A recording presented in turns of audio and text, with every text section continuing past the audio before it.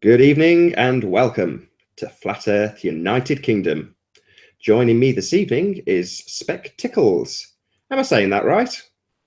Yeah, Speck Tickles. Well, I suppose the first place to start is how you found yourself in the arena of Flat Earth. I don't actually know your views. I've never asked you a direct question about where you stand on the shape of the Earth, so maybe that should be my first question. Where do you stand on the shape of the Earth?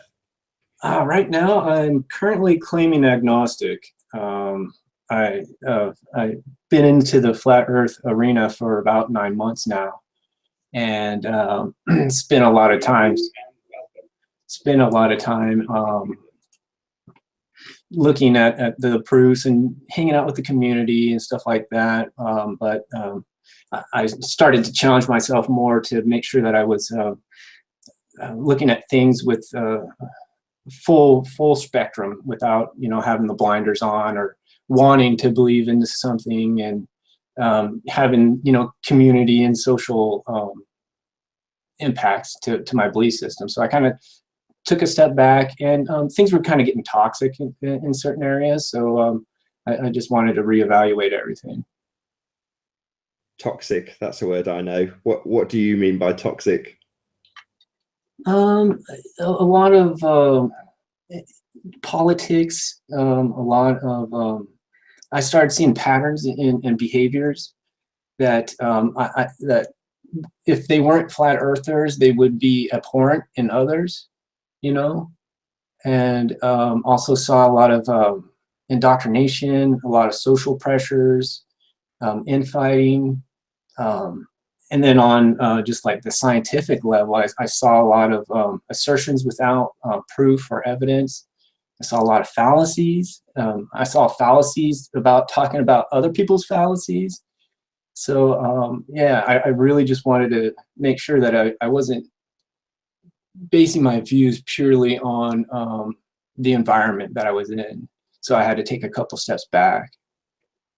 And Sure. I mean, it's difficult though, I'm sure, because you're in an arena where it's very tightly knit and everybody seems to know everybody. And at some point, everyone seems to be stepping on someone else's toes. You can't please all the people all the time and all that. But you're a couple of months into actually sharing your information, having an own show. How are you finding it? It's really interesting because I don't know if you're aware, but I used to host some of the 24/7 channels. And I didn't get a lot of visibility, but I got a lot of talk time, and I got a lot of interesting conversations with a lot of interesting people.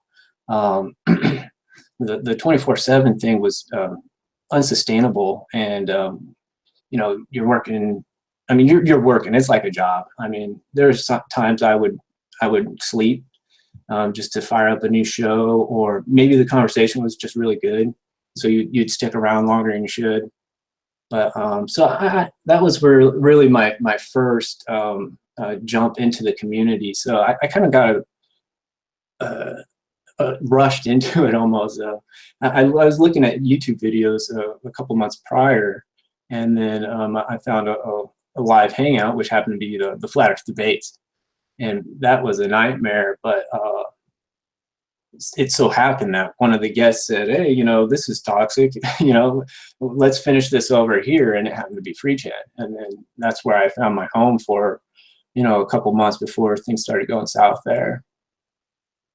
Right. I mean, I did a show on it a few months back when things were reasonably peachy with Free Chan Light, as it was at the time, which is now Poncho Pete Chan.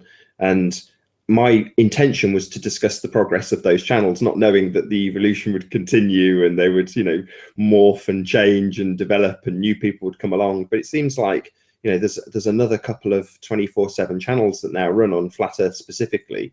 And it's hard to know where to look. You've got a lot of live streaming. That's if you ignore the NASA propaganda that's out there. Yeah.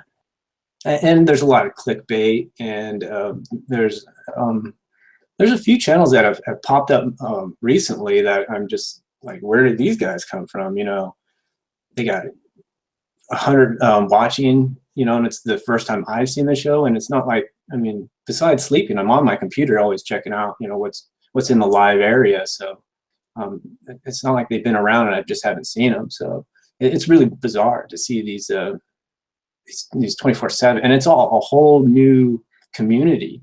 I don't know where they come from. I think you were on one of those guys' shows, the Joel Benjamin guy, and Yeah, then sure. there was and then there was another guy. I can't remember his name, but he does a really good show. He's like right on top notch.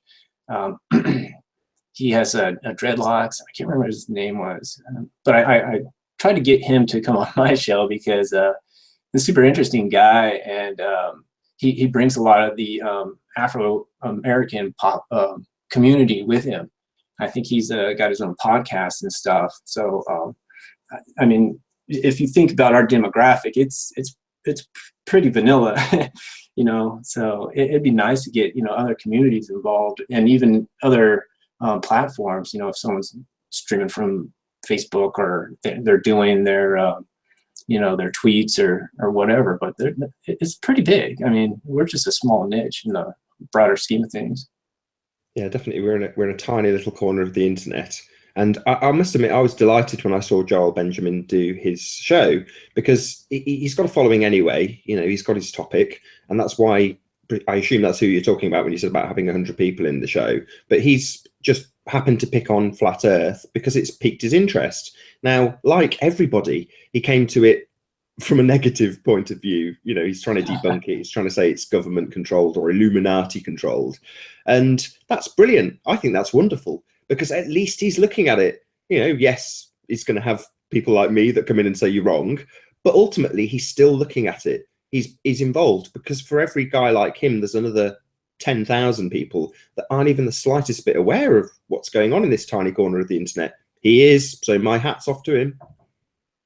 Yeah, it's really bizarre how I came across it. A guy at my work, I used to talk conspiracy stuff to him, and he was a Muslim dude, and he's like, hey, you know, and he said it on the down low, which was really weird, because I mean, we talked some conspiracies, giants, Nephilim, 9/11, free energy weapons. I mean, we had the gambit, but when it came to, he's like, you know, there's people that think the world's flat. I'm like, get out of here, no way. The whole thing, that's stupid, everything. And then probably about 4 months later, I ran across Rob Skiba, because I'm big into Bible prophecy, Book of Enoch, stuff like that. And he was doing one of those things, but he kind of peppered in a little bit of the flat Earth. And I'm like, well, you know, maybe I should check this out. So I looked around. I ran across Dave Murphy when he did that show on that. I think it was either a Russian TV show or something like that. But I ran across that. I'm like, wow, dude. You know, they were saying some really interesting stuff, and a lot of my childhood wonder, you know, was back. And I'm like, I remember when I was a kid and my old man was showing me the boats. And he's like, see, watch it. Just keep on watching. It's going to go over the curve.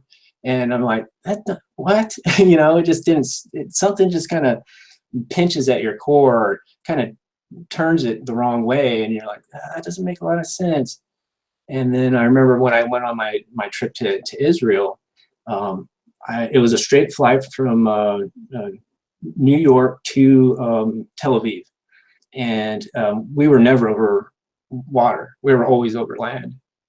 And I'm like, that, and this was way before I was a flat earther. This was 2009.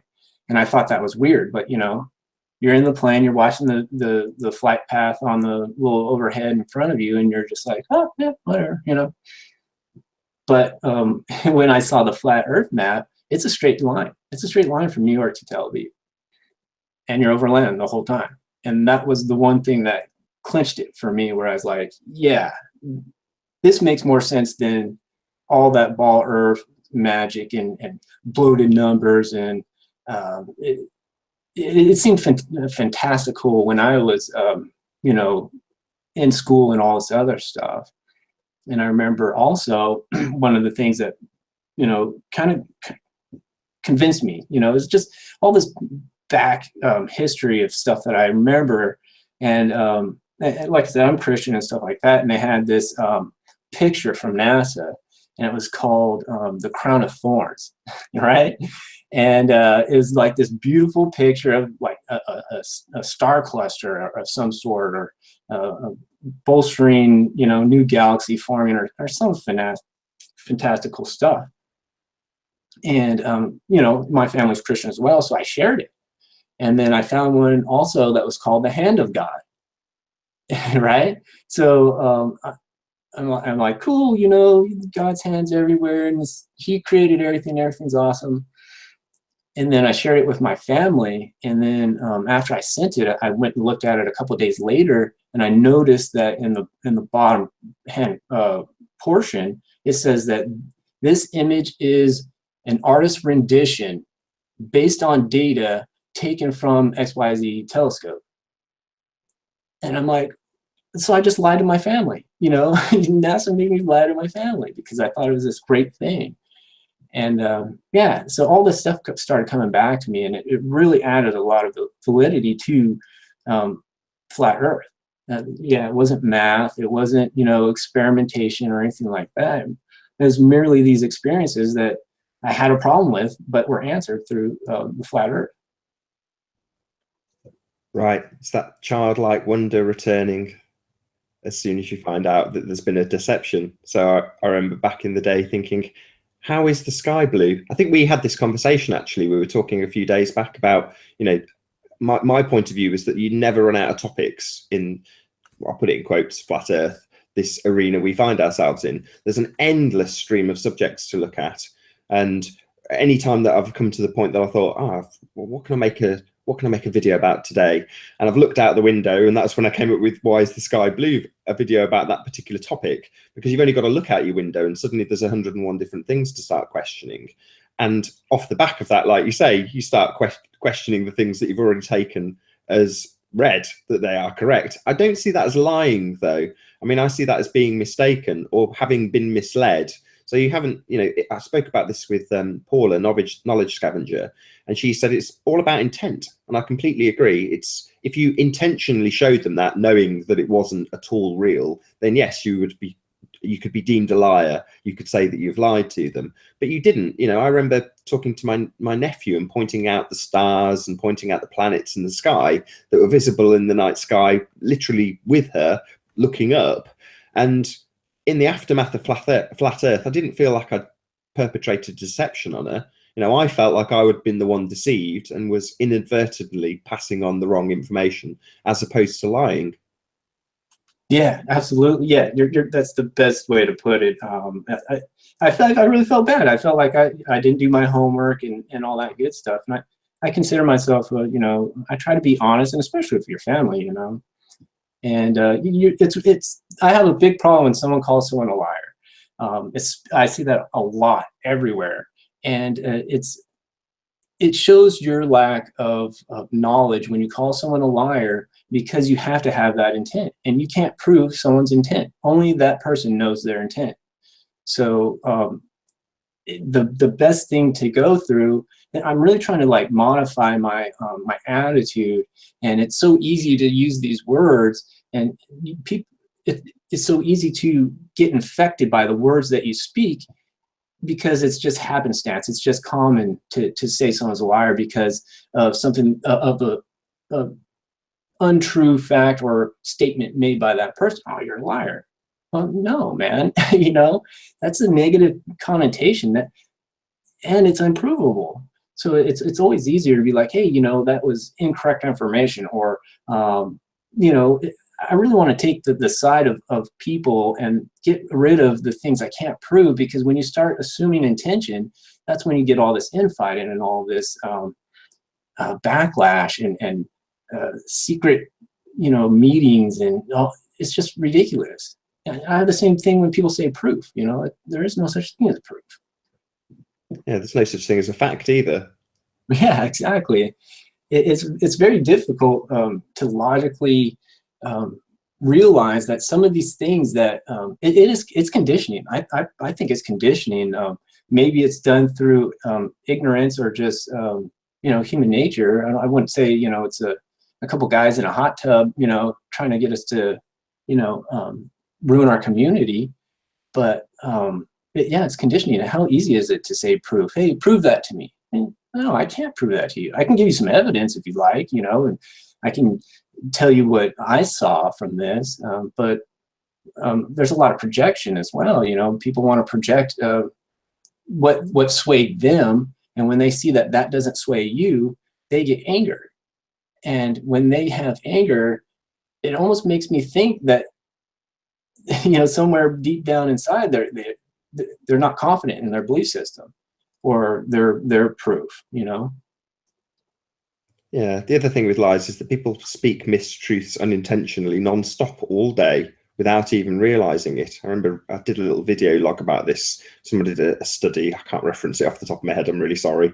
But basically, they looked into a conversation between two people and then went back over it. And it was a 5-minute conversation to analyze where mistruths or lies had been told. And neither of them had any intention whatsoever of lying, but they both did, you know, on multiple occasions. And the same goes in a courtroom setting. I know that lots and lots of flat earth videos will use, you know, courtroom terms when they're defining things that are taken as evidence. We'll just have to use these terms, I'm afraid, Speck. But yeah, so when they're presenting evidence, you'll end up, you know, preponderance of evidence is a Globebusters one. Whereas when it comes to lies, there's a far more difficult to define line when it comes to what is a reasonable lie and whether or not that lie is accepted. So in the courtroom setting, and I've experienced this firsthand, unfortunately, if you were to detail a lie that you had told, and not even necessarily detail your intentions, but you were upfront about a mistruth that you had told, it wouldn't necessarily be held against your credibility if you were to detail the mistruth that you had told. It would only be if you were to try and cover your tracks, expand the lie, that obviously that would go against your credibility, because there are certain lies in certain circumstances that are just. There are just lies. And it's difficult to explain that to somebody when, you know, they just see truth and fiction or truth and lies, and if one is coming out of somebody's mouth, they must have bad intentions, or they must have evil intent, or whatever, when the actual case is that many people tell lies to protect themselves, protect others, whatever, you know, but there isn't such a black and white system of this person is truthful, this person is lying, this is a lie. There's a massive gray area. Oh yeah, absolutely. I mean, it's just like, I mean, everybody lies. I'm sorry. And the people that say that they never tell a lie are lying because either they're lying to themselves or they're lying to you, because everybody tells lies. And it's just stupid things, you know, like, hey, you know, what did you do today? And I'm like, not much, you know, sat around, watched a movie. Well, I also got the mail. You know, if I didn't tell them I got the mail, does that make me a liar? Absolutely not. You know, it's not very rigid at all, and like you said, so yeah, we lie all the time. You know, if someone says, hey, what time did you get to work today? About 7:30. You know, well, what if it's 7:31 and 3/4? You know, does that make me a liar? So I think people can nitpick and make lies where there are not any. You know. Yeah, it's back to intent. You know, if you can see that somebody has a purpose in deceiving, then that's a different story. Whereas if there's no intent, there's no useful reason to be wrong, then that's not a lie. You know, that's just someone being incorrect. Mm-hmm. Yeah, I get in trouble when I tell people that I try not to lie. You know, because again, you know, human nature would say no. You would say, the normal person would say, no, I don't lie. You know, but I'm trying to be honest with myself. It's like, hey, yeah, I lie. I lie to people all the time. It's not intentional. It's over little stuff, but I try not to. I try to be as honest as possible. And a lot of people don't get that. It comes off a little raw, I think. When it comes to the perpetration, is that word perpetration? I think it is. When it comes to the people perpetrating the lie about the globe, would you say that they have intent? I mean, I say this because of recent months, I've heard it said several times, oh yes, there are certain people who definitely know they are lying. Do you agree? Oh yeah, I mean there are intentional lies out there. That's for sure, and it's I think a lot of it that we have, a common problem I find, and even for myself, and I try to catch myself, is that we like to project us on other people, and I don't think we do it intentionally. That's why like really nice people always get taken advantage of, you know, because they're projecting how they would be or how they would act in that circumstance, because they can't even fathom that there might be an evil person out there trying to get their wallet, you know, or would lie to them because that just seems so counterintuitive, you know. So I think that's a big problem in trying to establish that criteria. But yeah, and there are intentional lies, and they're very. I think they can be evident when the thing with NASA and stuff. I mean, how would you do intent?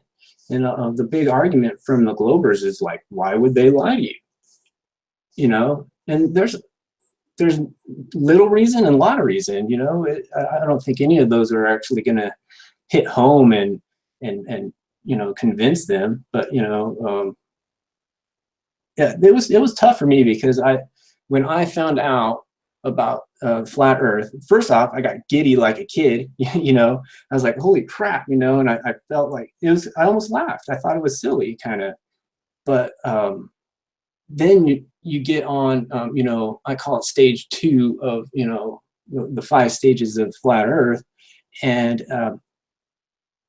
you start to wonder, well, what else do they lie about? If they can pull this Houdini off, then what else have I been lied to? And everything becomes suspect. I mean, everything. You're talking dinosaurs, you're talking Bible, you're talking history, you know, how old the planet is, how many people are on the planet, you know, vaccines, pharmaceuticals, GMO. I mean, you get everything out there. And I think that's where a lot of people can, you know, lose their mind, because it's and then you get into the mindset that they're out to get you, you know.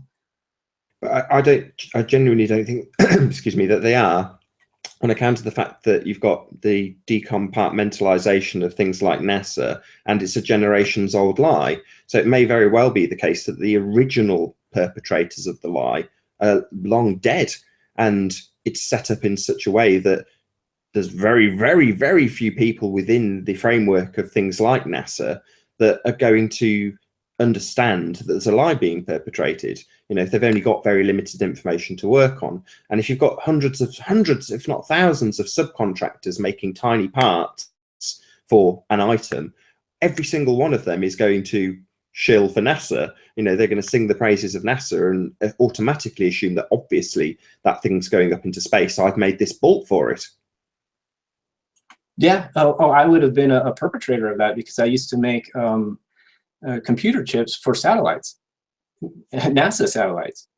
So yeah, it's definitely. And when I found out about satellites and the potential that they don't exist, I'm like, but I made chips for them. What do they do with that stuff? You know, or is there like a robot army that are using these chips or something? It was really bizarre.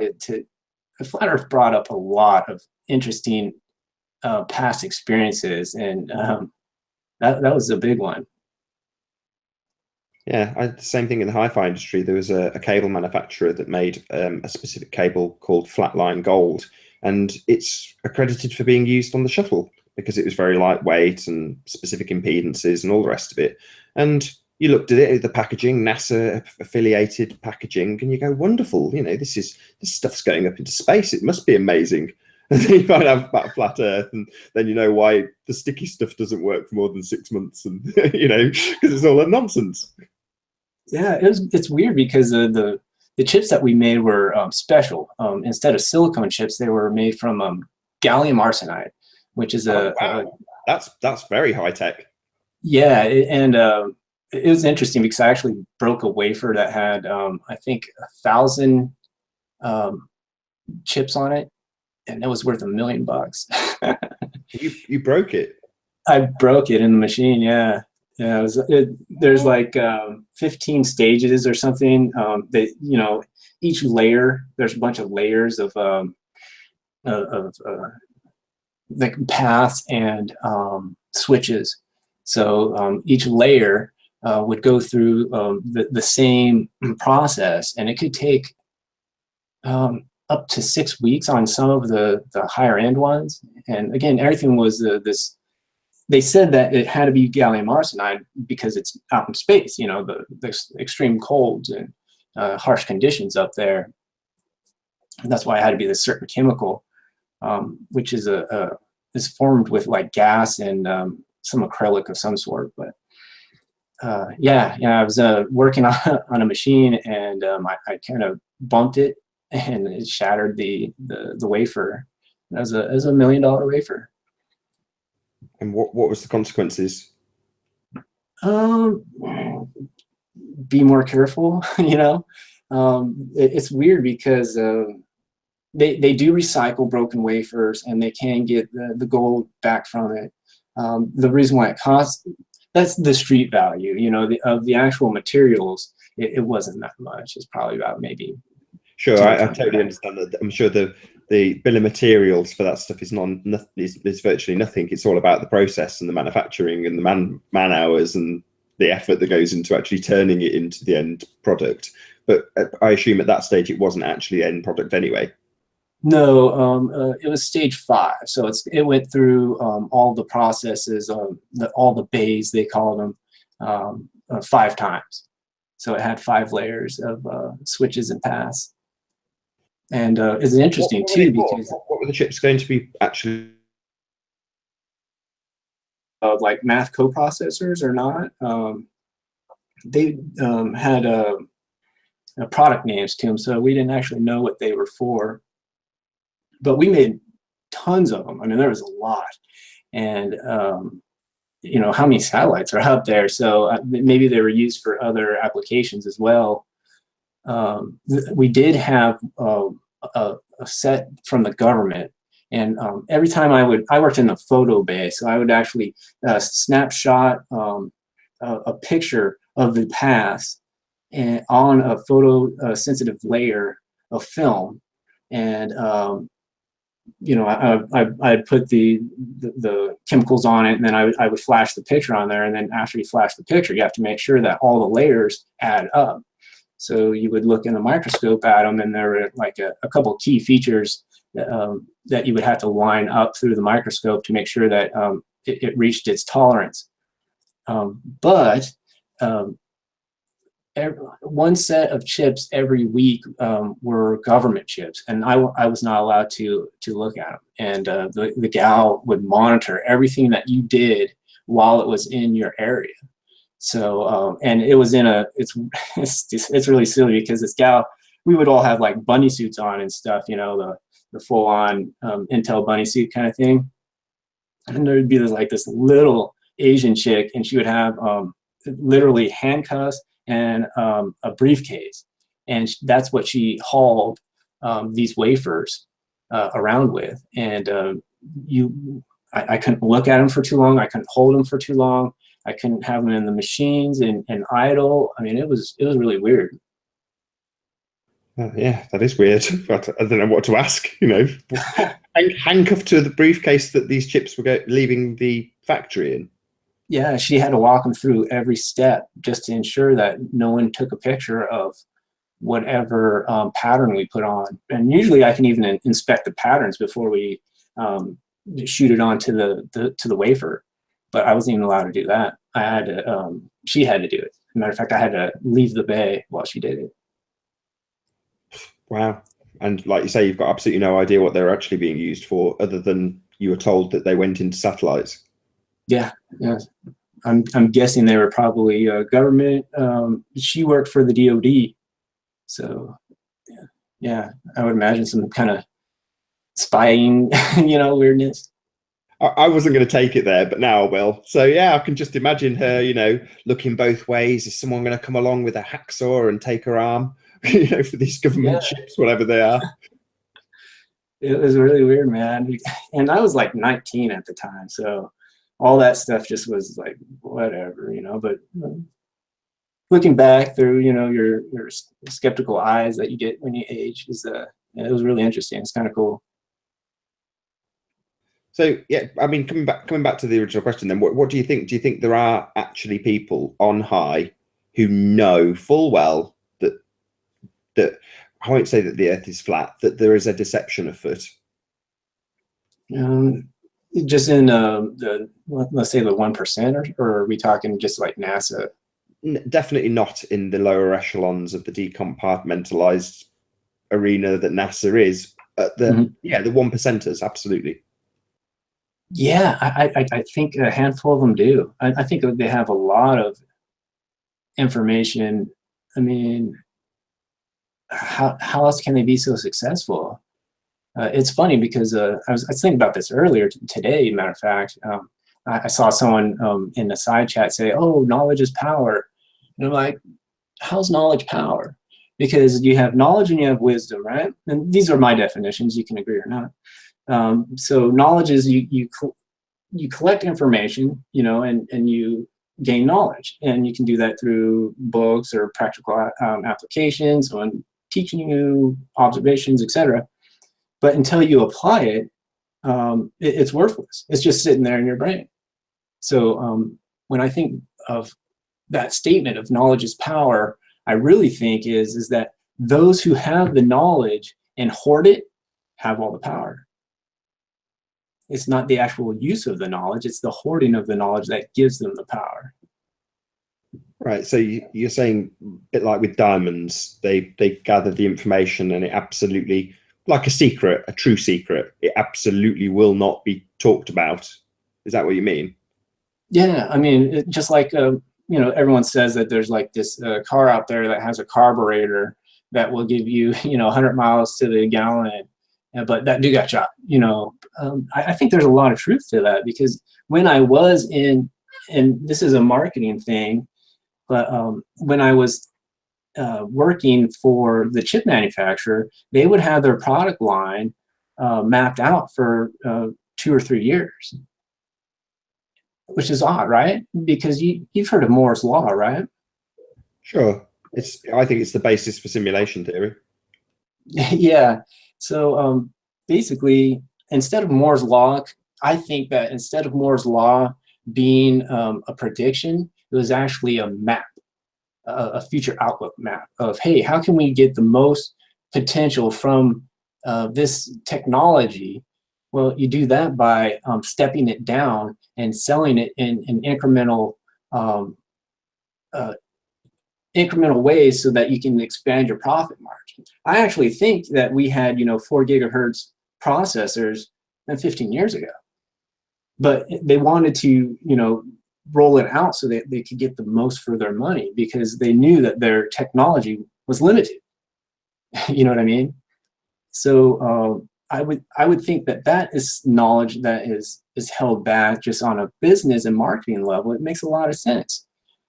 So why wouldn't they do that with a car or free energy, or the shape of the earth, where they can take the American taxpayers' money at $50 million a day? Yeah, Or I seem to remember Bob Nodell talking about hexadecimal processors, and it's a term that I'm not that genned up on computing, but I remember the term being used in the 80s and going, this isn't a new term. So they must have had far more sophisticated computer processors way back when, and they've just chosen to roll out this, what is it, binary style processors until they reach their limit. Like you say, that does seem to make sense. It just seems like good business sense to do it exactly like that, because frankly, who cares about whether or not we can, let's use something that's currently in actual production. So if you talk about VR, what benefit would there be to have had VR in the mid-90s, for the sake of argument? Why not roll out rubbish game consoles and keep it stepped up at a nice steady rate so that you can sell the latest model, built-in redundancy, of course, so the thing breaks after a year. mm-hmm. Yeah, they in manufacturing and in sales, you very well know that a lot of your initial products don't sell. They just straight up don't sell. You have to gain momentum over time. So you're not going to throw the kitchen sink at your very first introductory model. So it makes a lot of sense to do that. But also, that's also a form of conditioning, you know, when you subtly start, adding fees, like with your cable bill, they're not going to bump it up to, $50, overnight, but they will do $5 every year until they get that $50, so, and I think that's a lot of how we are conditioned as people, where we are heavily dependent on our technology. I mean, if the internet went out today, and you weren't able to Google Maps, a lot of people would be screwed. No one knows how to use a map anymore. A paper map. Who has a compass? Who has any sense of direction? And I find it interesting that this technology that is supposed to be so convenient has actually made us more stupid. Yeah, we reference things and scratch the surface, do a quick Google search, take the top result, and that is our truth. I mean, I'm talking generically for most people. It's seldom people will do vast amounts of research and go and get out a book from the library and cross-check what they've searched online. That's hardly ever going to happen these days. Libraries are closing all over the place. And when you're on a platform that ultimately is totally controlled, it's not like they have to recall books to change and make edits on the internet. It can be done in a heartbeat, and you don't have to change something and then tell someone that you've changed it. You can just change everything. And we come back to the cable bill thing is an interesting one, because earlier on you were saying about how outraged you were at flat earth, whereas I didn't really have that reaction. And I think it was mostly because I wasn't watching television. I mean, I did have TV, I just didn't watch it very much. I mean, I'm going to be completely getting rid of TV. I've convinced my wife that's a good thing to do. Happy days. So yeah, but as a result, I was very open to the idea. In fact, all of those things that you described flashing through your mind, the journey that you did to Israel, did you say? Those sorts of things, when I heard Matt Powland say the words flat earth, all of those things went, yeah, that makes total sense. It always was obvious, as opposed to, this is an outrage, of course it's a globe. And I think the reason for that is because of television. You're constantly bombarded at a surface level and a subliminal level with programming for the globe, non-stop. Yeah, it's really weird, because after flat Earth, everything's up is suspect. And I remember when I was looking at all these I call them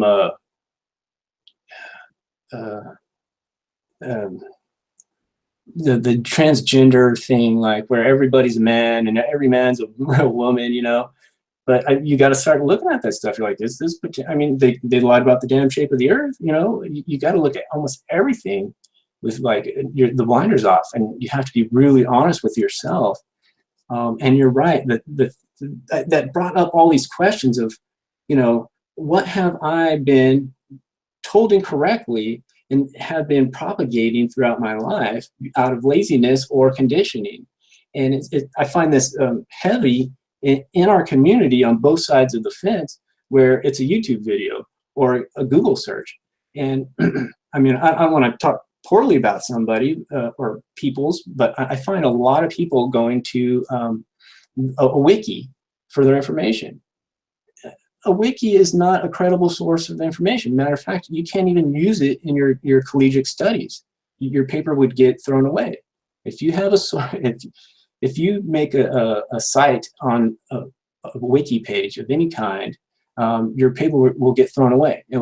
They don't even allow it. So seeing all these people use the wiki like it's some sort of mecca of higher knowledge, or some library of Alexandria, it isn't, and you shouldn't use it in your statements at all. And it's just really bizarre, because it's the same with Google. Whether you use Yahoo, whether you use Jeeves or whatever those other search engines are, they all sit on the same backbone. They will send you the same. They pull the same data. They just have their own filters in there based on their marketing that for their advertisers. So yeah, you're still hitting the same source of information, but you're using different front ends. It's not a different technology. It's not different data sets or anything like that. So yeah, all this information is highly intangible. I mean, how many people know how to use a card catalog? You know, if you Very, actually want to very research few something. have ever gone through the thumb network. Very few people go to the reference library. Very few people do that. Yeah, and you know, when people say things like transhumanism and stuff like that, I feel like we're almost already there. I mean, how many people would die without their phone? I mean, I literally, you know, you do the online dating thing enough, you'll see that everywhere. You know, name 5 things you can't live without, and a phone is like on that list every time, all the time. And even me, I just think about the internet. I don't use my phone for anything but phone calls. But if the internet went away, I would have nothing to do. I would have nothing to keep myself busy, and that's kind of sad, you know. So yeah, transhumanism is already here, and people are already their avatars. They're already living inside of their, um, you know, digital egos. It's really interesting. Yeah, there's something very magical about pressing the flesh, actually being in person with somebody. I mean, there's certain behaviors and they're highlighted in our community for some reason. They seem to, bad behavior seems to shine bright, and I don't know, there's a lot of turning blind eyes to bad behavior in our community. And it seems tragic when a normal human being in a normal interaction face to face just would not say or do some of the things that people in our community say and do. It just wouldn't happen. People don't seem to be able to put themselves in a position where, in the back of my mind now, I almost see it like we're sat in a bar in public and there's people listening to our conversation, and therefore it feels that way. But because it's not, because I'm actually sat in my lounge and you're not sat here in front of me and there isn't a crowd of 100 people, it isn't how it would seem. You've got this million miles of internet wire between the two people communicating, and that gives you free reign to be a complete dick, say whatever you like, be completely vicious, because it seems like there's no recourse, there's no consequences, but there is. Life is exactly the same. It's still me sat here doing this, you're still having this conversation, and the words you use and say do still have consequences. But people seem to not see that for the million miles of internet fiber optic cabling.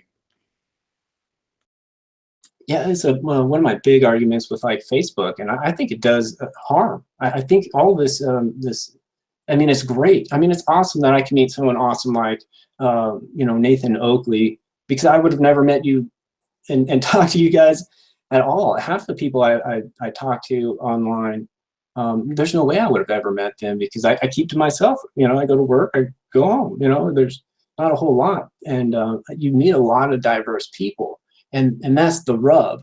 You know, that's why I think it's almost conditional because you know, when something's free, be aware. You know, be very aware and wonder why it's free. And you know that the advertising and yeah, you know, they're making money off advertising. That's not always it.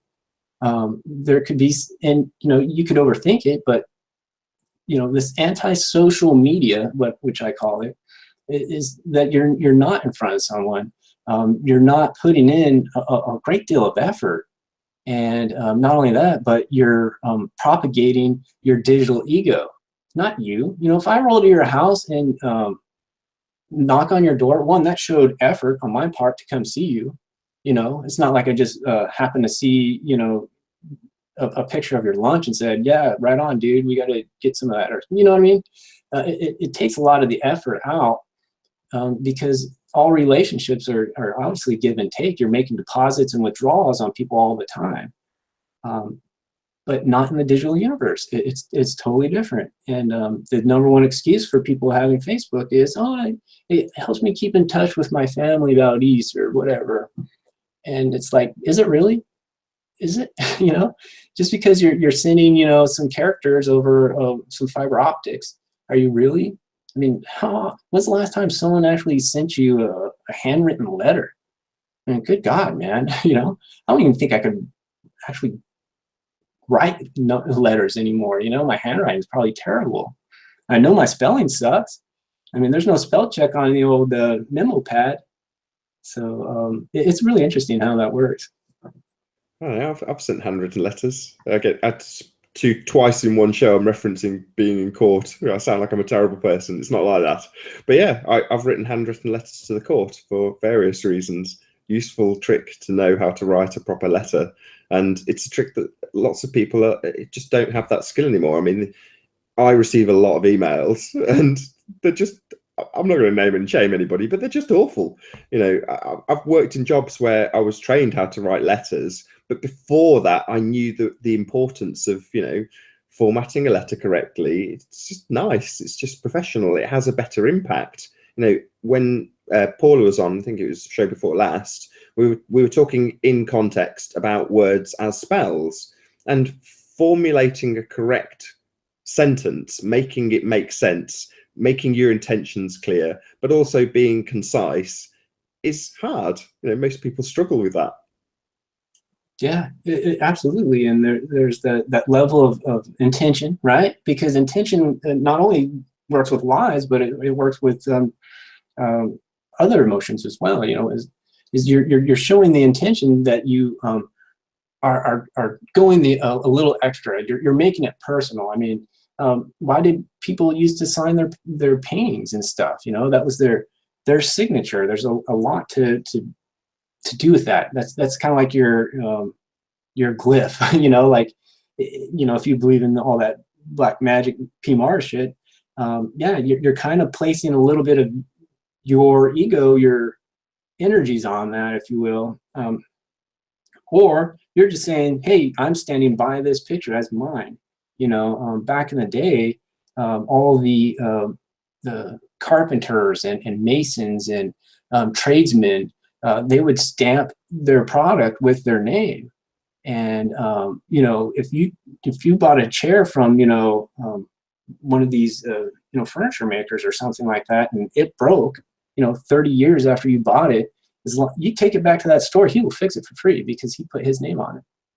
And They still do that today with Mercs. So if you buy the higher end AMG engine Mercs, there's one guy who builds the engine. You know, don't get me wrong, there's lots of guys, but each engine is built by one guy, and he gets his plaque on the product at the end. It probably stands for nothing. Mercs don't tend to be as reliable these days, but nonetheless, you know, it's a guy putting his signature to it. And it's interesting because when you talk about pictures and them being signed, it's obvious what you're being presented with if you're in an art gallery and you're looking at a portrait and it's got a signature at the bottom. Whereas that's not what we get these days. We have sophisticated computers and sophisticated graphics cards that will present a representation of something to us as opposed to an image. You know, it's not looking down a telescope or looking down a magnifying glass. It's totally different. It's being presented with representations, and representations, CGI, are what fool people, especially when they're told that they're real. You know, if you've got no reference for what's up in the sky other than what you see through your scope, and then you're told this massive scope attached to a huge graphics card will give you this image, then you've got no choice but to just accept it as being correct and accurate, you know, because you can't replicate it yourself. I'll lead where I'm going with this. I think we're going down the same path, but on the microscopic scale with things like CERN. You know, they will take you around a tour of CERN and show you these absolutely stonking enormous cameras, you know, this great big disc, this ring around the edge of the particle collider. And are you ever going to get a camera like that? Are you ever going to be able to replicate the nonsense dots and lines that come out of CERN? Probably not. And it's so true. You know, I've seen justifications for moon landings where they're using graphics cards to square the circle of the different light angles and stuff. You know, you can do anything with a graphics card. yeah, and if you think about how CERN works, and this is to the best of my understanding, is that they don't change how the actual collider works. All they change is the way that they interpret the data, and that's all done through math. and you know, tweaking of they're basically, you know, tweaking the knobs until they see this particle that they're looking for. They're still smashing the same atoms at the same speeds. I mean, that's how that thing's built. It's a one-shot deal, you know. I'm sure they can change certain aspects of it, but you know, for the most part, they're changing the way that they're able to see this accursion or whatever and extrapolate the data. And what particle are they looking for? You mentioned this earlier, coincidentally, with space. Yeah, exactly. So they're looking for the God particle. And then what was the image that you sent to your family? Yeah, the hand of God and the crown of thorns nebula. The hand of God. So there we go. They're the fingerprints of this religious, the paradigm that they set us up for, in my opinion. You know, you've got flat Earth that's heavily tied to Christianity. And if you look into heliocentric science and the people who are promoting it, they're tied to devil worshipping. And it seems to be a nice paradigm. It's like a two sides of the coin that have got, you know, the opposite thing on. It's hard to describe what I'm saying. It seems like on the surface that everybody's a Christian, ball believing, you know, that's how it seems. And then you do a bit of research into who are these people, and lots of it's Pizzagate at the moment that's doing exactly this, laying the foundations for people to follow a path down that leads them to the fact that these people do, in many instances, worship the devil. And that's completely opposite to how you're led on the surface of the television to see these people. They're all going to churches. They all seem like good Christian folk. You know, they've got all the Christian values and they promote them in their speeches, but they're not. You know, but they're the ball-believing Freemasons that are promoting that particular lie. So then when you get into flat Earth, every time I start a flat Earth debate, you've got your nonsense religious beliefs. It's like, I'm not religious. Yeah, I've had my dabbles in Christianity. At the moment, I would absolutely say I'm not a Christian. You know, it doesn't seem to get me a great deal of hatred in flat Earth, but if you approach the subject, they automatically assume that you're a Christian, you know, in spite of the fact that the people on the podium say that they are Christian. It makes no sense. It's a very complicated paradigm, but ultimately, the Bible believers are the flat earthers. That's what we're being portrayed as. And the ball believers, well, they're Luciferians. It just seems like it's turning out to be quite a neat little paradigm. And I don't buy any of it. I don't buy the religious aspects they tie, you know, I keep forgetting the name, as you say, the hand of God. Yeah, hand of God. Hand of God and the God particle. It's like, why call it that? Just call it Bob or Joe. Mm-hmm. No, you're right, and they do that for a reason. And again, there's a lot of reasons why I didn't want to define myself as a flat earther, because one, there isn't a definition, and because of all the reasons that I stated before. But there's a lot of missteps going on that I don't care for. It's great if you want to have a religious conversation. One, there's poor definitions in you know, the definition of a Christian. There's poor definitions in religion, and they blanket toss these out and attach them to people nilly-willy. And flat earthers do the exact same thing. They assume someone's an atheist because they believe in NASA or evolution and all this other stuff. I see both behaviors moving towards the extreme on both sides, and I couldn't be privy to any of that. And I love the community, don't get me wrong, but I see these behaviors, and not everyone displays these, but a vast majority are definitely moving in that direction. And that's kind of why I went off and did my own thing. And it's nice because, you know, I had 20 subs when I was busting my ass on Free Channel Light, you know, every day, hosting and trying to entertain people and come up with something cool to say. And then when I broke off, and I went to some of the unpopular channels, and I got banned from other channels for doing so.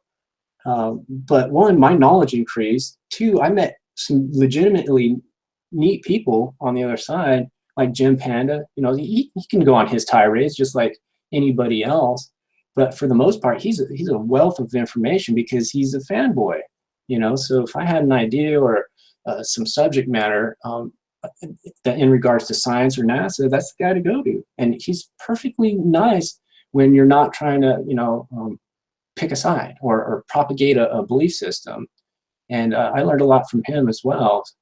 And then I started doing my own hangouts, and you know, I don't have a lot of people watching all at one time, but I got a lot of great feedback. You know, people really enjoyed having the diversity, and some of these people, their behavior was totally different because you know, they were all used to going down the flat Earth gauntlet, so they automatically stepped into it with attitude and resolve and all this other stuff.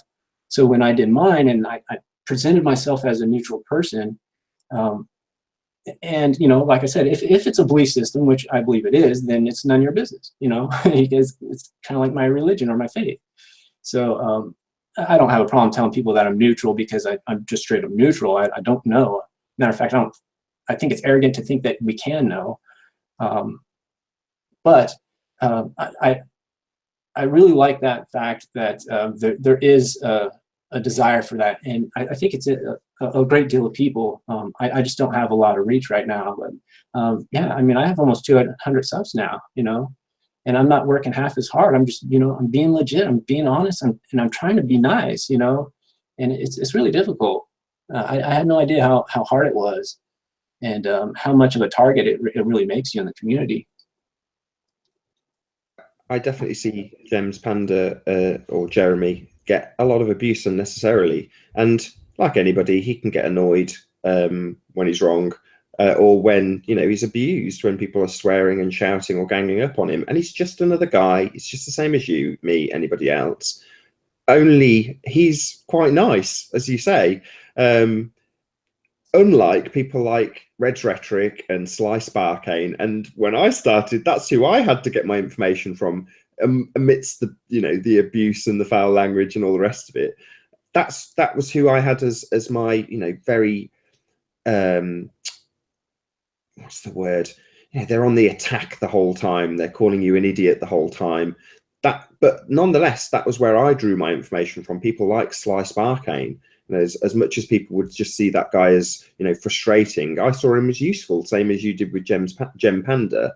I wish I'd had Gem Panda 18 months, 2 years ago, because it was just nothing but abuse. But they still knew their stuff, and that's my point with Gem Panda, and presumably yours too. A lot of these people do understand it. And while it's great fun watching Jeremy when he's justifying some of the blue marble shots, and he knows exactly how they're made, and he can justify it and how the camera technology works, and he can explain it. And while he's doing that, I can see people on the other end of it getting quite annoyed, flat earthers, because he's got a justification. Whereas I hear that and think, wonderful, all the more information to debunk it with. The fact that you understand it and know the smear of nonsense they've layered on top. Great, repeat it back to me verbatim, so then I'll know it. Yeah, it's really funny because he's actually intellectually honest as well. He's like, yeah, I know you're gonna go here with this, and I can't explain it. It was a big foul up, but here's the official story. About like them losing all the trajectory tapes and stuff like that. And he's like, they effed up, and of course he adds his own little flair to the reason why, But yeah, there's a lot of great people out there, and I'll tell you now, I owe a lot of people apologies because when I jumped in, I got sucked in, man, and I had a chip on my shoulder, and then I was buying the whole victim mentality, and a lot of it was also due to other things going on. But yeah, it's just so easy to do. But goodness gracious, step back, people, and realize that these are real human beings with real problems. Put yourself in their place. I mean, I even tried to reach out and be apathetic to Tim. I'm like, hey, this. I'm going to take him on his word. I'm going to take it on my interactions with this dude because I don't have any interactions other than what people say. Now, maybe that stuff was kind of true. I don't know. I still haven't had that much dealings with him other than, listening to his trap music and, watching him play video games and shit, So, but it's really tough because it's a double-edged sword because you don't want to look like you're colluding with known terrorists, but you want to know, hey, are these guys really terrorists? Is was Hitler really the bad guy in all this? You know, I mean, there's a lot of things that you, if you're going to be the skeptic that you say you are, then let's err on the side of caution and good judgment, and in walking in peace and harmony, which sounds so hippie because I am not that guy at all. But you just get so much further than when you have angst and anger, and when you're not self-correcting. But you know, I'm seeing people become what they hate, and that's sad to me, because all this stuff is unnecessary. We should be able to look past the small stuff and just, you know, support each other, you know. But I get it. It's human nature. It's the internet, and it. I don't know if it'll change, man. I really don't. Would you stand by that? Is it definitely just the internet that's causing some of these behaviors, or would you say that we are far, I don't know how else to phrase this, but under policed in the flat earth community? Well, I think any good community, any good community will regulate itself. And I think when you have a fractured community, then you have many communities policing themselves. But there's no growth in that. All there is a stagnation, and all stagnation is just slow decay. And so I think I might have came in a little too early, or maybe I came in like right after the peak of growth or of community attitude or empathy or whatever you want to call it, because things were great. And maybe it's just because I didn't see all the nasty stuff that was going on in some of these other splintered colonies.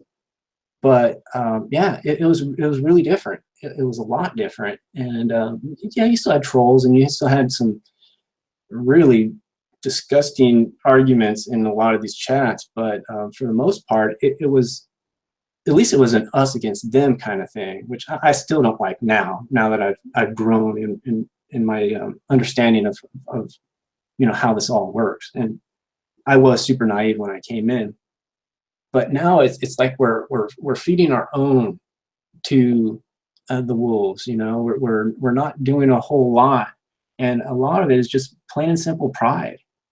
It just really is, and it's the lack of empathy. And I think that's manufactured. I think it's been conditioned over time through you know, this antisocial kind of stuff. That's really interesting. I love studying the brain.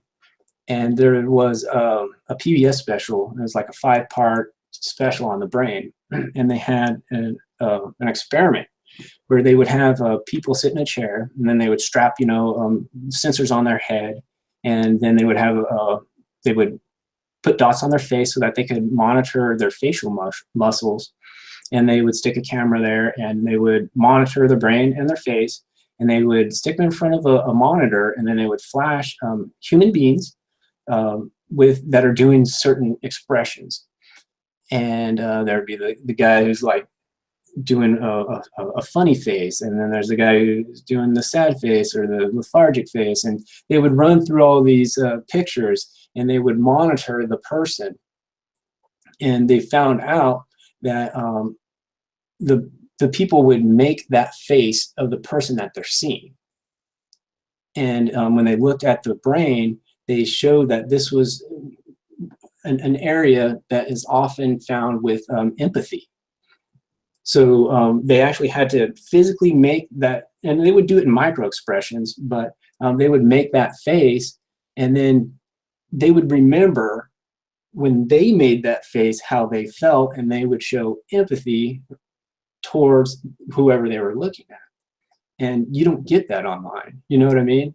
I mean, granted, if you're on cam and you're showing your face, you'll get some of that. But for the most part, through text and all this other stuff, you're not going to show a lot of empathy. And they did the same experiment again, but they did it with people that had Botox. And when they monitored their brain waves, that area of the brain wasn't being triggered because they couldn't make that physical face because of all the toxins and the Botox. So yeah, I think it's this kind of realm that enables that a little bit better. Not only the fact that, you know, I can shut off my computer and I'm, you know, 1,000 miles away from somebody, and who cares if I made their day bad or talked about their kids or God knows what else people have said about other people. But it really is a physical, mental thing. Yeah, it's moving away from making baseless accusations, I feel. Just claiming somebody's affiliated with some government body with absolutely no proof. That seems to be a prevalent thing. And in this instance, I have to name and shame Eric Dubay, because it seemed to all start there. Him calling people shills, and that I hope we're seeing the tail end of now. We are getting to the point where people realize it's a bit of a farce to go around naming people shills. You've even got, I think maybe it's a year ago now, but JLB making a piece saying there's no proof of it. There's just no proof that any of this has been infiltrated. And you described it as decay, with a fractured community. And that's ultimately what you have if it's just left to its own devices to rot. You don't need shills if everyone's pointing the fingers, this way and that way, saying this guy's a shill, that girl's a shill. That's how it will fracture. And that's how it has initially, at least, started to fracture, just at the point where you're getting a bit of mainstream coverage. Although, do you think the current mainstream coverage is actually any good? On flat Earth? Sure. I don't know. When I first heard about the potential for a show, the real life flat earther show, or whatever it was going to be called, I can't remember. But my initial gut reaction was they're going to make a mockery out of it. And a lot of people say any press is good press, and I don't totally agree with that. I mean, name one child molester who has his face on a bulletin board and say that. You know what I mean?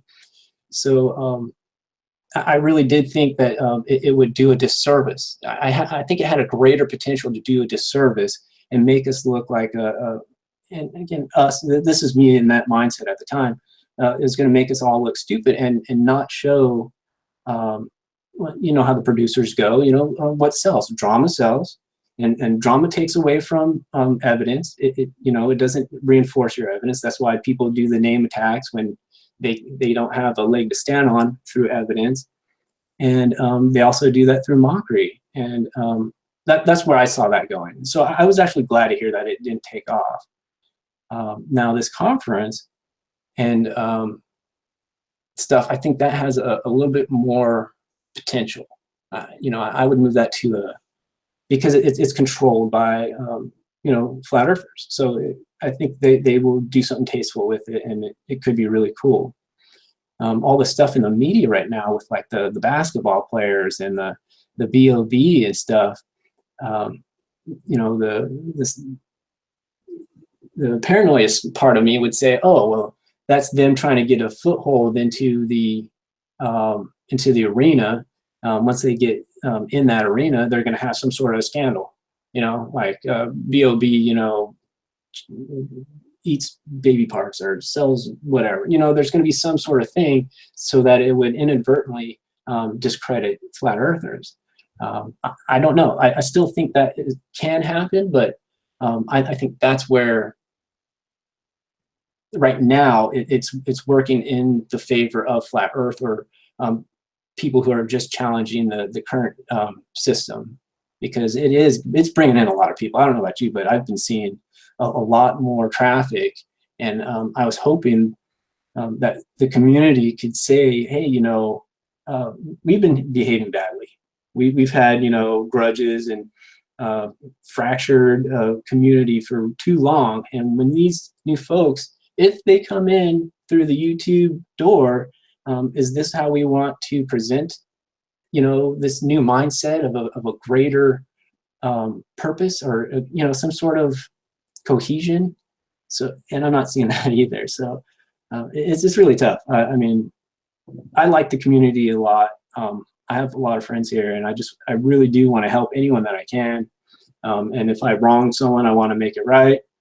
There's certain people and certain things that you just can't make right. I mean, there's going to be, bad people, and there's a reason why there's a need for some of this shedding of extra skin But right now, it's just ridiculous. There's just too many factions, and it's not good. But on the other hand, you know, if you're going to make an omelette, you've got to break a few eggs, and seeing those fractures, as you call them, exposes some of the bad behavior. And because, back to the million miles of wire, a lot of the people who are doing this bad behavior do it right in plain sight for everybody to see. And that can't go on forever. You know, eventually there will reach a point where people start checking other people's behavior, and that will cause fractures. But that has to happen. I think it's necessary. Certainly over the last few months during the winter period, it seems to have been pretty dark and nasty within the flat earth community. But I think that's needed. You know, you need to see where the darkness is in order to, I don't know, I'm not going to put some crappy metaphor on that. That was going somewhere terrible and cheesy. So I'll stop there.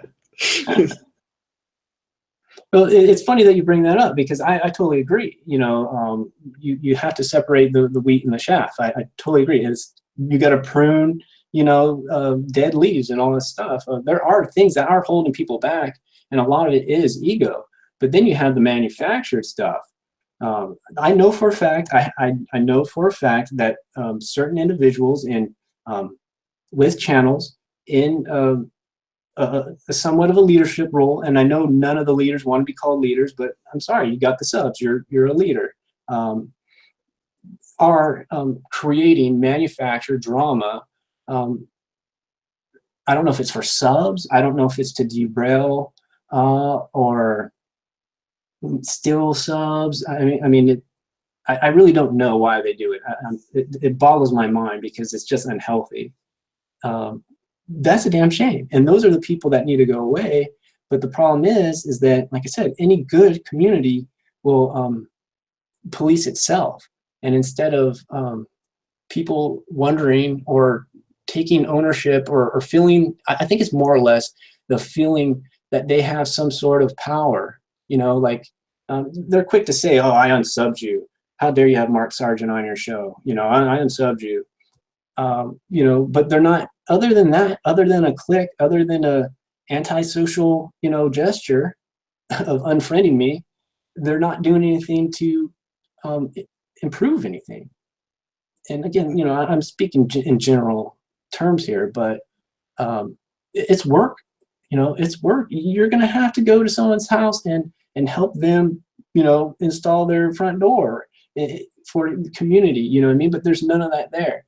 And I do find that when people do start putting in the effort and the work, I think it would be more beneficial for everybody. And you could, when they see some of these things, they might feel empowered to, you know, leave certain troublemakers and go where it's not, you know, where it's more productive. And to your analogy, like there's no such thing as darkness. All there is absence of light. So if you want to minimize the darkness, you have to increase the light, not decrease the darkness. You see what I'm saying? So in order to increase the light, you have to take all the people and you have to put some energy into it. You know, just like a light bulb. You want a brighter bulb or brighter light, put more energy into it, and it will get brighter. So but that's my hope. In your example, because you were saying about people coming along, presumably when you interviewed Mark Sargent recently, and saying, oh, I hate this, I'm unsubbing you. But actions speak louder than words. In other words, their words are what on the surface people pay attention to. So they see that, oh, this person's unsubbed. It's like, I've had that so many times, it's untrue. And the chances are that the person who goes to the effort of telling you that they're unsubbing will come back. You know, they might come back without having a subscription to your channel, but they're still there. You know, when I've unsubbed people, there's been one occasion that I've actually told the person, I'm unsubbing you. Because for that, I won't even mention who it was. But for that particular person, I wanted them to be aware of that fact. You know, so that in the future, when I absolutely didn't watch their material anymore or interact with them anymore, they were aware of why. You know, and I made my point. But most people aren't like that. They will tell you that they're unsubbing because they want you to be hurt by the fact that, like you say, that they're losing your support, and it comes down to them having that little tiny bit of power. And in reality, you know, don't let the door hit you on the way out is kind of my reaction. It's stolen from insanity is sanity.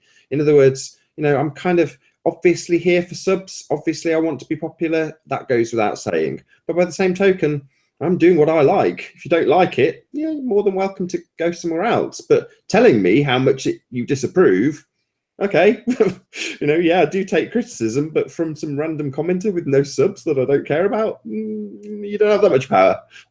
Yeah. And I find, I don't want to get into the philosophical of just the benefits of having a good attitude or good intention, because you'll still make mistakes, but having that good intention pays off. Even when people are doing hit pieces or they're attacking you. I mean, I was in, I think it was Timmy's trap show the other day, and 2 hours previous, we were all having a good talk about, like I used to do digital stuff, multimedia and art and stuff like that. And, a couple of those guys are into it. So we had a really good conversation. Then the flat earth got brought up, and then, I'm a robot, I'm a shill, and I was getting all these attacks, and I was just laughing at it because I don't have malice. It doesn't hurt me. And that's what they want. They wanted a reaction. They even told me, they're like, you're not even reacting, so it makes me want to do it more. And I'm like, go ahead, dude. And I found when I did certain things that upset the few, the people that haven't actually gone through the painstaking of putting yourself out there, and even just firing up a hangout. Yeah, it's only 6 buttons, to get a feed going, but to get good conversation, to keep it going, to make sure that the folks in the YouTube chat are feeling appreciated, and moderating that as well, keeping the hoodlums out and the folks that want to cause distress. It's a lot of freaking work, and for someone who hasn't done it before, and you're just going to go ahead and critique like you could do it better, but you've never attempted it. It's just a lot of work.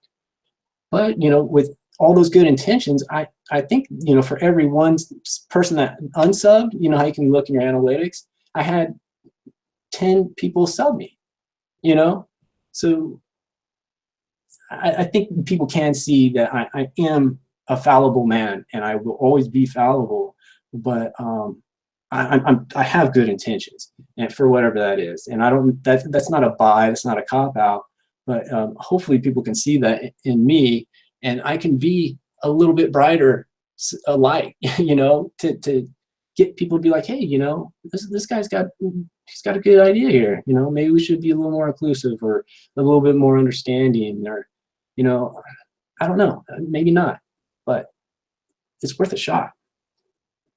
So what is your intention then? I mean, you've started doing shows. What are you hoping will be the outcome? It's kind of funny because I never, after Free Channel Light, I was done with hangouts and all that stuff. I would, I have no problem getting on a panel, or especially if they're talking my stuff. You're talking philosophy, I'm in. You're talking free energy, I'm in. I was still for that, and I still like the community and all that good stuff. But the hangouts was very organic. I kind of just played with learning how to set up a feed for when that channel went down, so people would have a place to park. They could still chat while certain people were waking up and firing up their channels again. And then it just kind of blossomed into this thing, and I met a few good people that continually happened by anytime I started up a show. So my original intention was just to give a place for people who have been banned or have felt displaced or dishonored or abandoned by other channels, a place to go and commingle. So I never really wanted subs. I never really had an agenda. I knew I'd always have to go back to work one day, and I knew that I would never be a YouTube star. And then just one day I was like, I saw Mark Sargent on his channel the other day. I'll give it a try, and he said yes. And I'm like, well, sure, okay, so I got lucky enough to interview him. I think I gave a pretty moderate to neutral questions, and I try to make it fun. And how often can you say you got Mark Sargent to cuss on your on your hangout? You know, so it is really cool, man. I felt really lucky, you know, and I got to get a vibe for the guy. And the haters, man, these are just people. And you know, I people would say something like, oh well, he's a government agent and all this stuff. I'm like, no, he's just goofy. You know, he's just, yeah, that's who he is, man. He doesn't have any, I can't prove it, for one. So I'm going to take it on the surface of this guy came to my channel. I think I had 60 subs back then. You know, he didn't even look, he didn't even care, you know. So why don't you look at that kind of stuff before you start just making these false accusations? And check yourself, make sure it's not a jealousy thing, or some sort of internal fear mechanism that you're using to propagate, you know, what you're personifying people to be.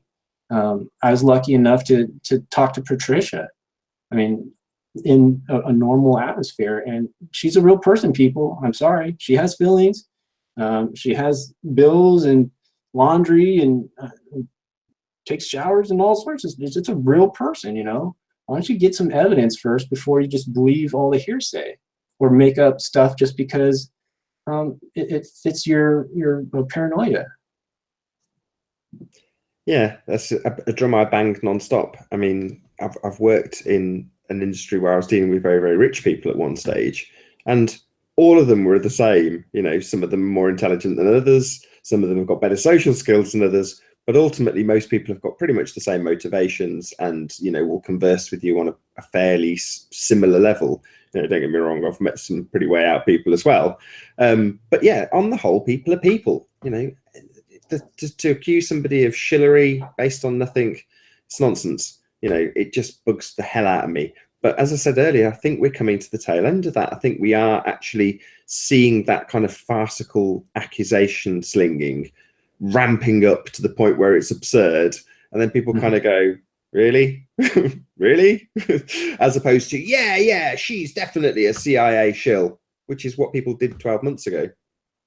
Yeah, and it makes them look ignorant at best. If not, I think the ones that are so quick to label someone a shill, quite possibly could be a shill. You know, why is it so easy for them? How would they know?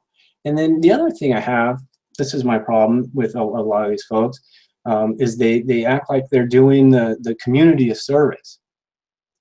And for the most part, that sounds, on the surface, that sounds pretty great. You know, it's the watchdog taking care of me, and they got this knowledge and that an experience, or they've seen something that I haven't, because you know, there's so many channels, so many videos, and so much going on. And you know, God, there's so much going on in private conversations. I had no idea.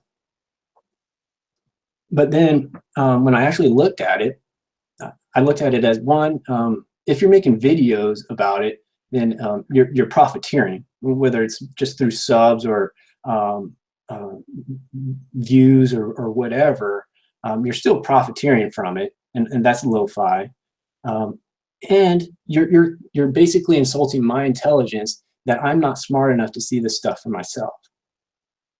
And that's what I have a problem with. It's like, all right, cool, dude. You know, if you want to take someone aside and say, hey, you know, I saw someone doing some fishy stuff, maybe you should, you know, keep your eyes open a little bit on when you see something like this. And I have had people do that to me, and I think I told you about it, you know, where I was just amazed at how much I didn't see. But that was all on private and stuff, you know. So these people with this, it's the intention behind it is very, the emotion is anger and hate, and I don't see how people can operate in that. That must just give them ulcers and make their day horrible. I mean, how would you do that? And the people that are profiteering from drama are the lowest forms of human that I can imagine. Why would you want to cause distress or feed that behavior? And not only that, the people that are basically using their time as a monetary form to pursue that or be entertained by that. Why are they doing that? I don't know. I mean, I understand that drama sells, so let's sell them some drama. But this goes back to reinforcing the community to be like, hey, you know, let's vote with our time and our views and our strength and wanting to build people up instead of tear people down. Let's not go over there when they're talking this stuff, or someone starts talking jazz about someone and it's purely hearsay. It doesn't have any evidence. You know, ask them for the evidence. You know, stand up, say, shut up or show me evidence. But I'm not going to have that anymore because it does a detriment to, yeah, it's juicy. Oh man, I like that stuff. I mean, I ain't gonna lie, gossip is cool, man. It's entertaining. But when it's broadcasted and it's done with the intention to propagate, you know, their agenda, I have a problem with it. And it's doing a disservice to the community because it's fracturing and it's feeding poor behavior that's easily to get sucked into and propagate. I can't tell you how many times, you know, someone says some gossip and then I find myself, you know, spilling it on a different channel. I did it the other day. And when I caught myself, I'm like, holy crap, you know? So I'm exactly the same way. But I'm trying to be different because I think that's the point of gossip. The purpose of gossip is never to actually necessarily cause harm to the person you're gossiping about. It's about creating social ties. It's about, if I'm gossiping with you about Patricia Steer, it's about our connection, yours and my connection in talking to each other. It's finding those allegiances. It's not about the person you're gossiping about. There's exceptions, but on the whole, that's what it's about. It's about building a social extension through a third party that's not there. You know, you're having the common decency to gossip about them behind their back, and let's, you know, rejoice in the fact that we're doing that together. That's what gossip's all about. Whereas the fact, like you say, that it actually causes harm, that's often lost on people. They don't necessarily give that any consideration because they have no empathy. Therefore, they're not going to do all those things you list. They're not going to put themselves into that person's shoes. They're not going to consider their feelings. That would require empathy.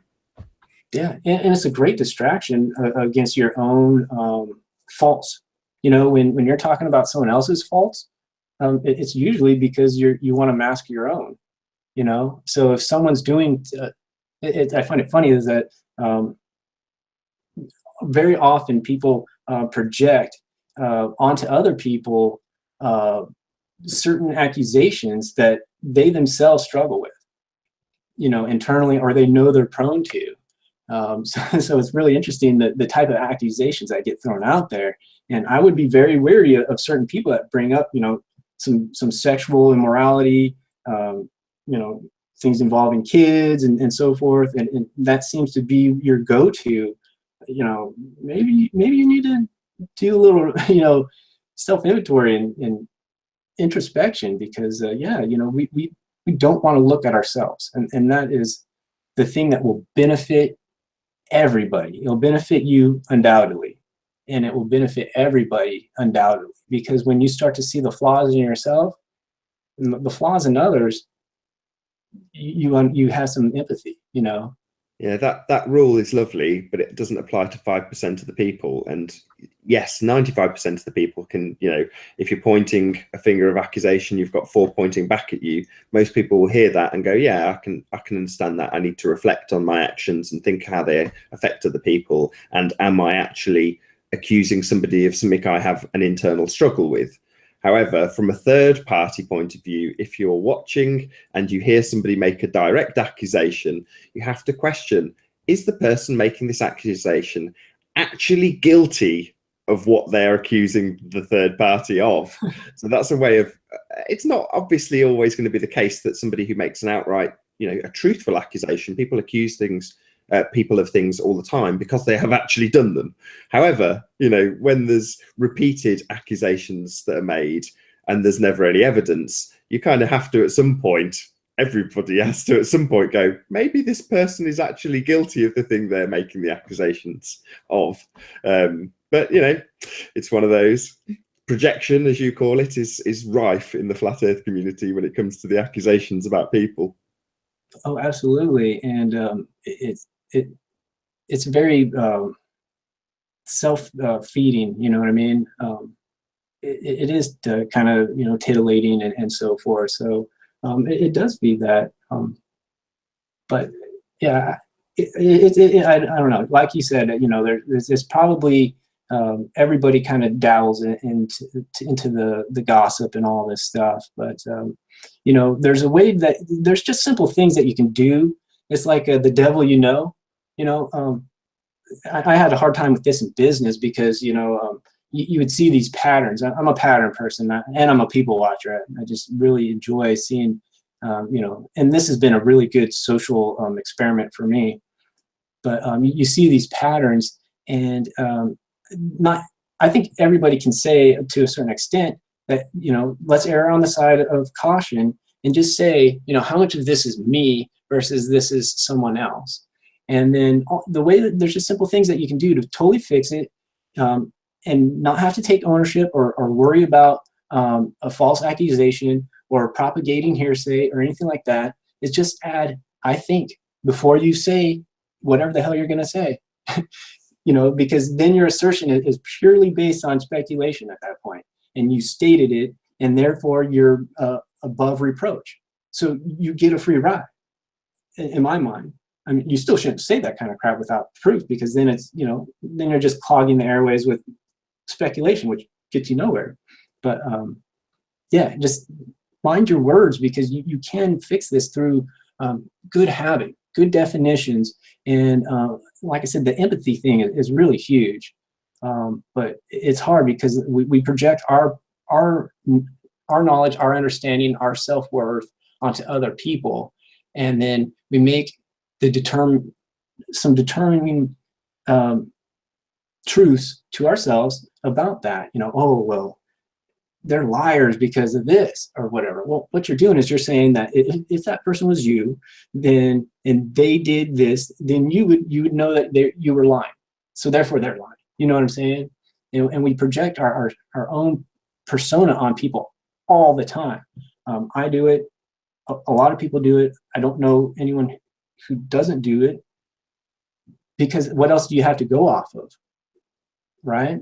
And it's the easiest thing to do because you know what you would do in that situation. So it's so easy to judge someone based on what you would do, but not actually understanding that that's a different individual, a different life, different morality, a different mechanism of decision making, and you don't know what happened. I mean, like I said, there's, you know, you said you'd never banned anyone, but you actually, you know, banned someone 2 years ago that you forgot about, you know. Well, then you just made a lie, you know. And there's just so many of these small things that are done just innocently. They're not done with malice or mean intent or anything like that. So just err on the side of caution, and try to give people a little bit more credit or a little bit more leeway. And just doing that alone would change our community huge. Back to the legal terms, it's, do they have malice aforethought in what they're doing? Yeah, I don't know. Well, that's an open-ended rhetorical question. So yes, in other words, if somebody is perpetrating information that may not be truthful in your humble view, do they have malicious intent? Are they deliberately trying to deceive you? That's as simple as that. It just the point is that people will take a lot of what people say at face value. You know, they've said it, therefore it's true. And it's like, no, you've got to look at people's intentions. You've got to look at whether or not they are actually malicious in their intent. Yeah, and to me, I bring up this poor example all the time, but the intention is like, who cares at that point, right? It's like if it's that, like the cracked egg thing you said, you know what I mean? If I crack that egg with pure hatred in my heart or pure love in my heart, the egg's still cracked either way. So let's deal with that And we can dick around with the intention and all this other stuff later. But, you know, after a while, if I'm, you know, littered with, you know, egg carcasses and shell, there's a good chance that I'm probably either a sociopath or a liar, and I'll get found out. Let's work this. Let's let all this stuff work itself out organically. People are not stupid.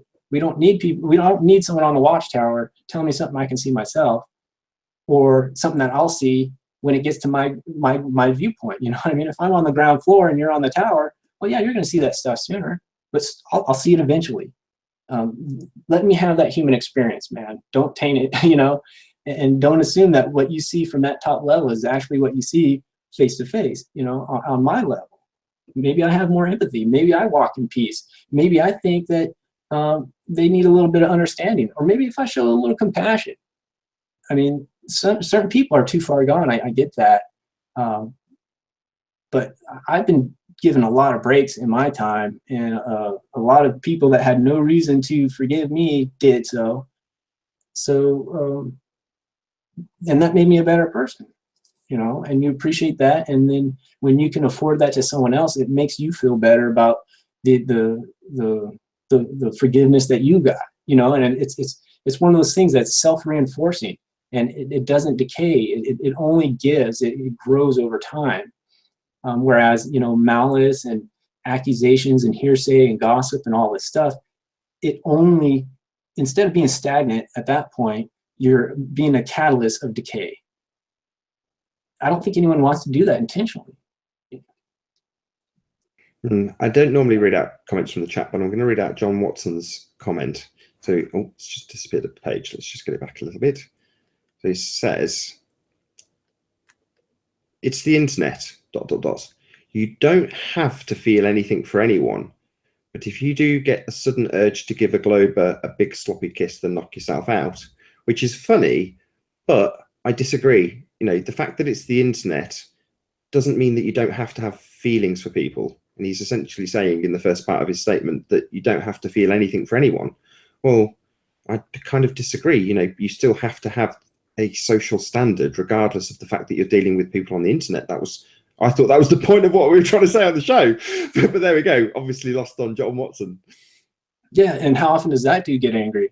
I mean, he's been angry at me several times. So yeah, you can't help but have a feeling of injustice, or of malice, or happiness, or a community, and all these things. I mean, a lot of people give me a lot of joy. I remember my first time on FreeChan, and I was doing my I have a spiel that probably comes up too often, but when people talk about purpose, I've done a lot of logical constructs to kind of determine what purpose is and all this other stuff. So that's my philosophical bag at that point. And it was my first time on FreeChan, and I got on there, and I did my little spiel. And when the next day I got an email from the Scarecrow, never met the dude before, and he's like, dude, what you said to me really made a lot of sense. I got a lot of thinking to do, and I appreciate you, man. And I was like, right on. You know, how could you not get joy from that? Because you're just being you at that point. And you are putting yourself out there when you get on these panels and stuff. And I probably shared too much on a few of them. But yeah, there is a lot of feeling involved. And I think if you were actually to take away all of that emotion and stuff, I don't think anyone would be here, because you're either here to cause trouble because you're an angry individual, or you're here to bring knowledge and community. It's one or the other, and that's it. If you didn't have those feelings, or you didn't get those feelings reinforced through your interactions in the community, then you wouldn't be here. You'd be where everyone else is, on their phone taking pictures of their lunch. So, you know. For sure.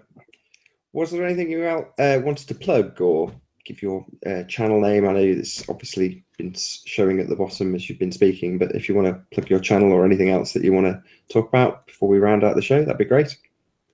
I have an interview, and like I said, most of this stuff's unplanned, but I have an interview with Persian Scribe on his book in a couple hours on my channel. So if people can't make it, definitely check out the recording afterwards, and give some support to someone who's in this community who's you know, trying to make his way and stuff. Let's support our folks.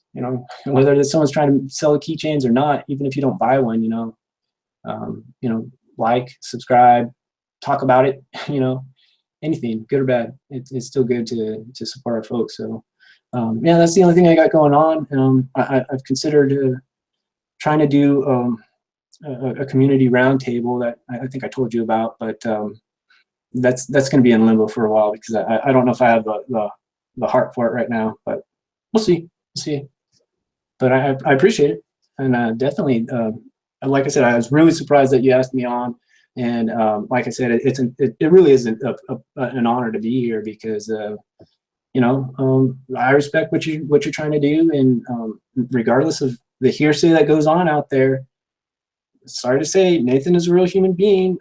He has a life and feelings, and he gets frustrated and all this stuff. So like I said, it's really nice to be able to connect with you prior to this, but to actually be here is very humbling. I appreciate it.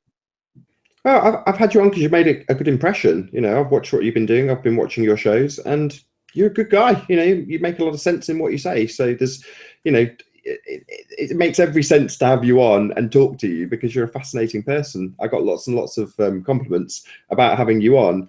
That said, you're catching flack already. There's something like 102 thumbs down on this show while it's been live. So you're hitting a nerve somewhere. That's a good sign. You've obviously created an impression enough to generate some hatred, which means you're getting close to the target. So that's a very, very good thing. I think on that note, I'll say a massive, massive thank you to you, Speck. You've been a wonderful guest. So thank you very much for being on Flat Earth United Kingdom. Yeah, thanks for having me. I appreciate it. Thank you. It's been wonderful. So thanks again. And to all of you in the live chat or watching the rerun of this show, be sure to like, leave a comment below and subscribe. I've been Nathan Oakley. I'll see you all in the next video.